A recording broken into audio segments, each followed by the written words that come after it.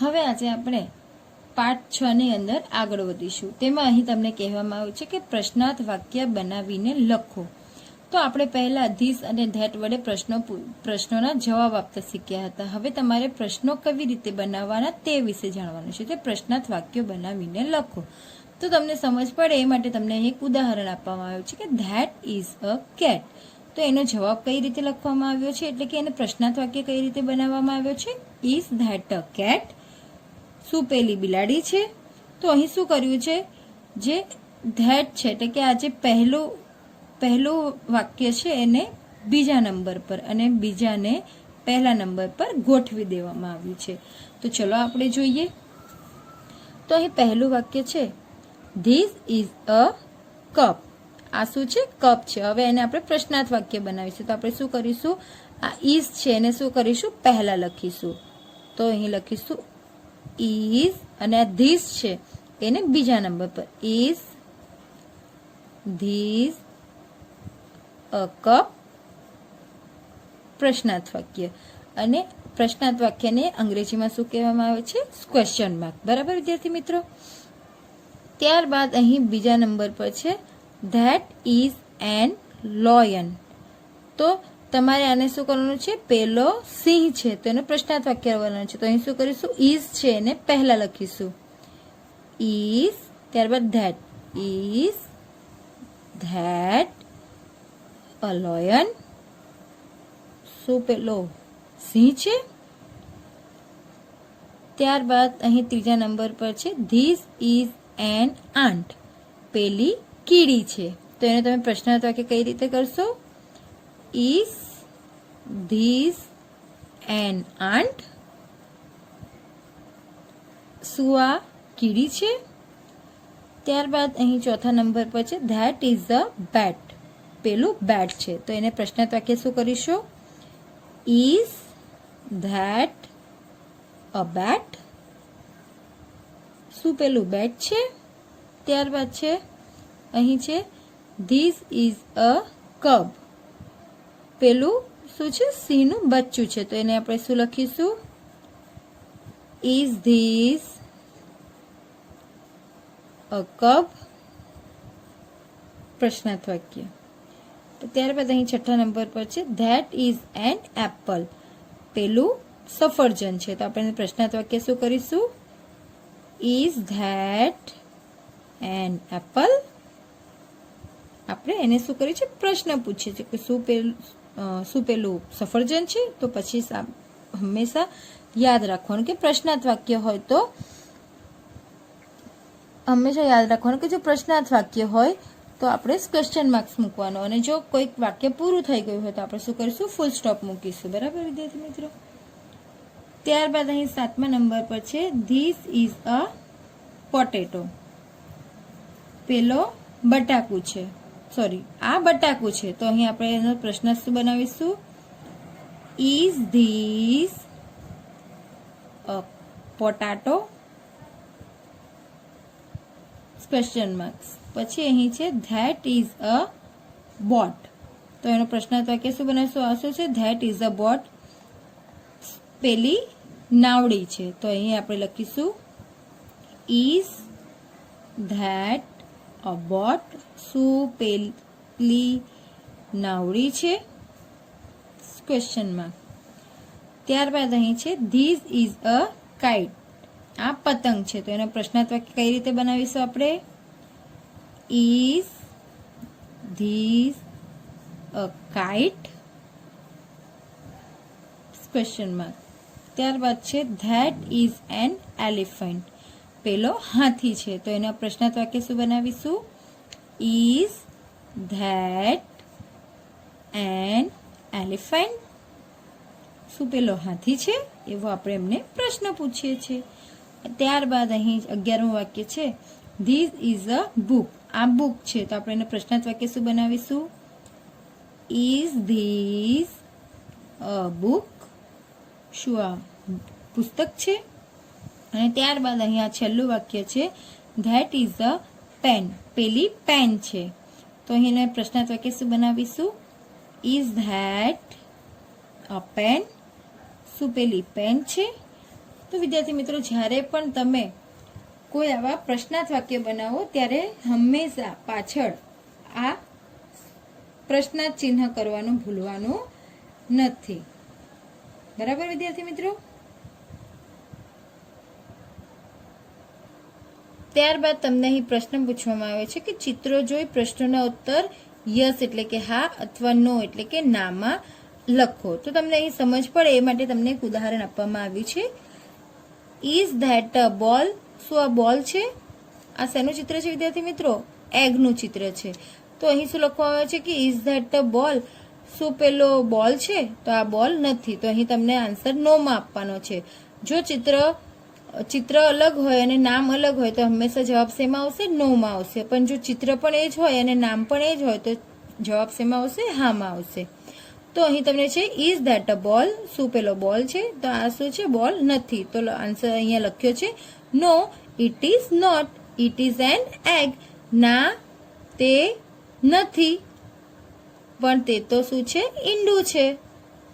ત્યારબાદ અહીં તમને બીજા નંબર પર આપેલ છે, તમને આ નો નું ઉદાહરણ આપ્યું છે અને આ યસ નું ઉદાહરણ છે કે ઇઝ ધીઝ એન અમ્બ્રેલા? શું આ છત્રી છે? તો હા, આ છત્રીનું ચિત્ર છે ને વિદ્યાર્થી મિત્રો? તો અહીં લખીશું યસ ઇટ ઇઝ એટલે કે હા તે છે. ત્યારબાદ અહીં તમને ત્રીજા નંબર પર આપવામાં આવ્યું છે, આ શાનું ચિત્ર છે વિદ્યાર્થી મિત્રો? એપલનું ચિત્ર છે. બરાબર ને? સફરજનનું ચિત્ર છે. તો અહીં શું પ્રશ્ન છે? Is this a banana? શું આ બનાના છે? તો શું વિદ્યાર્થી મિત્રો આ બનાના છે? તો નો. તો અહીં તમે શું લખીશું? નો, ઇટ ઇઝ નોટ. ના, તે નથી. તે શું છે? તો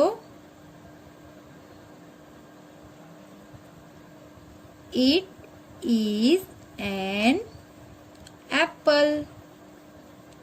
તે શું છે? એપલ છે. બરાબર? તો આપણે અહીં પણ એન આર્ટિકલ લખ્યો. કેમ? કારણ કે અહીં પહેલો શું છે? એ વોવલ્સ આપેલો છે. તો ચલો હવે આગળ જોઈએ.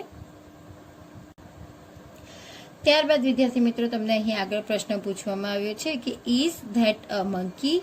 શું આ મંકી છે એટલે કે વાંદરો છે? તો વિદ્યાર્થી મિત્રો આ શાનું ચિત્ર છે? વાંદરાનું ચિત્ર છે. તો આપણે અહીંયા શું લખીશું? Yes it is. હા, આ વાંદરો છે એટલે કે યસ ઇટ ઇઝ. આ મંકી છે અને લાસ્ટમાં પૂર્ણ વિરામ. ત્યારબાદ અહીં છે ઇઝ ધેટ અ ક્રો? શું આ કાગડો છે? શું પેલો કાગડો છે? શું આ કાગડાનું ચિત્ર છે? ના, આ શાનું ચિત્ર છે? હેનનું ચિત્ર છે. તો અહીં આપણે શું લખીશું? નો, ઇટ ઇઝ નોટ. તે કાગડો નથી.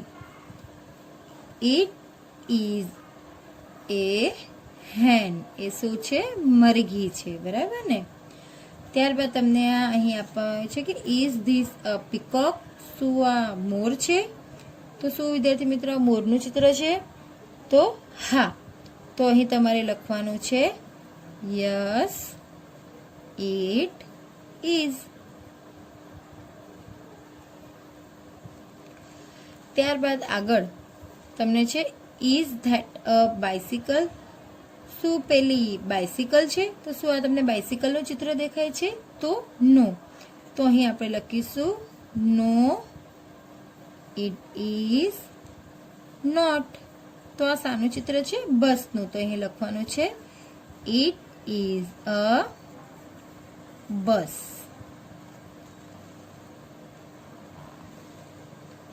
ત્યારબાદ અહીં આગળ તમને આપવામાં આવ્યું છે કે ઇઝ ધીસ અ રેટ? શું આ ઉંદર છે? તો વિદ્યાર્થી મિત્રો આ શું ઉંદર છે? ના. તો આપણે શું જવાબ શેમાં આપીશું? નો માં આપીશું. તો લખીશું નો, ઇટ ઇઝ નોટ. તો આ શું છે? બિલાડી છે. તો શું લખીશું આપણે? It is a cat. ત્યારબાદ તમને અહીંયા પેનનું ચિત્ર આપવામાં આવ્યું છે અને તમને પ્રશ્ન પૂછવામાં આવ્યો છે કે ઇઝ ધેટ અ પેન્સિલ? શું પેલી પેન્સિલ છે?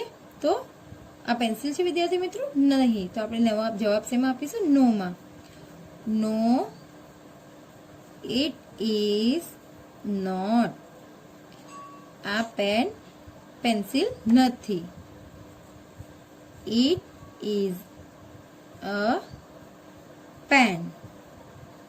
ઓકે, તો હવે આગળ બીજા કેટલાક પ્રશ્નો છે એ જોઈશું. તો વિદ્યાર્થી મિત્રો, તમને અહીં પહેલો પ્રશ્ન છે, ઇઝ ધીસ અ ટેબલ? શું આ ટેબલ છે? તો વિદ્યાર્થી મિત્રો, આ ચિત્ર શાનું છે? ટેબલનું છે. તો આપણે અહીં જવાબ શેમાં આપીશું? યસમાં, હામાં આપીશું. Yes it is. હા તે છે, ટેબલ છે. ત્યારબાદ તમને અહીં પ્રશ્ન આપ્યો છે, ઇઝ ધેટ અ કિટન? શું આ બિલાડીનું બચ્ચું છે? તો જવાબ શું આવશે? નો. કેમ કે આ શાનું બચ્ચું છે?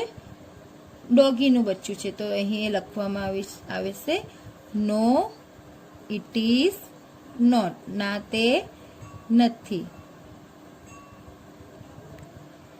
તો આ શું છે? પપ્પી છે. તો શું લખીશું? ઇટ ઇઝ અ પપ્પી. એ શું છે? કૂતરાનું બચ્ચું છે. ત્યારબાદ અહીં તમને છે, ઇઝ ધીસ અ બેગ? શું આ બેગ છે? તો હા, આ બેગ છે. તો આપણે જવાબમાં શું લખીશું? Yes it is. હા તે બેગ છે. ત્યારબાદ અહીં તમને છે આ બોલનું ચિત્ર છે. શાનું ચિત્ર છે? બોલનું. અને તમને પ્રશ્ન પૂછવામાં આવ્યો છે, ઇઝ ધેટ અ બેટ? શું આ બેટ છે? તો શું વિદ્યાર્થી મિત્રો, આ બેટનું ચિત્ર છે? નો. તો આપણે આન્સર શું લખીશું? નો. નો ઇટ ઇઝ નોટ. ના તે બોલ ના તે બેટ નથી. તો એ શું છે? આ ચિત્ર શાનું છે વિદ્યાર્થી મિત્રો? બોલનું છે. તો આપણે અહીંયા લખીશું ઇટ ઇઝ અ બોલ. ત્યારબાદ તમને અહીંયા ટમાટરનું ચિત્ર આપવામાં આવ્યું છે, ટોમેટો આપવામાં આવ્યો છે, અને તમને અહીં પ્રશ્ન પૂછ્યો છે, ઇઝ ધીસ અ પોટેટો? શું તે બટાકું છે? તો શું આ બટાકું છે વિદ્યાર્થી મિત્રો? ના. તો આપણે જવાબ શેમાં આપીશું? નો માં આપીશું. તો અહીં લખવાનું તમારે નો ઇટ ઇઝ નોટ. ના તે બટાકું નથી. તો એ શું છે વિદ્યાર્થી મિત્રો? આ ઇટ ઇઝ એ ટોમેટો. એ શું છે? ટમેટો છે.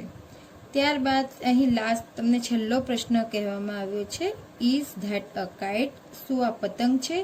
તો વિદ્યાર્થી મિત્રો, શું આ પતંગનું ચિત્ર દેખાઈ રહ્યું છે તમને? તો હા. તમારે અહીં જવાબ આપવાનો છે હા ની અંદર, એટલે યસમાં. Yes it is. એટલે કે હા, આ પતંગનું ચિત્ર છે. તો વિદ્યાર્થી મિત્રો, અહીં જ આપણું પ્રકરણ નંબર 6 વોટ ઇઝ ધીસ અહીં પૂરું થાય છે. હું આશા કરું છું કે મેં તમને જે આર્ટિકલ વિશે સમજ આપી એની તમને ખૂબ સરસ અને સારી રીતે સમજ પડી હશે. તો હવે મળીશું આપણે બીજા ચેપ્ટર સાથે. આવજો.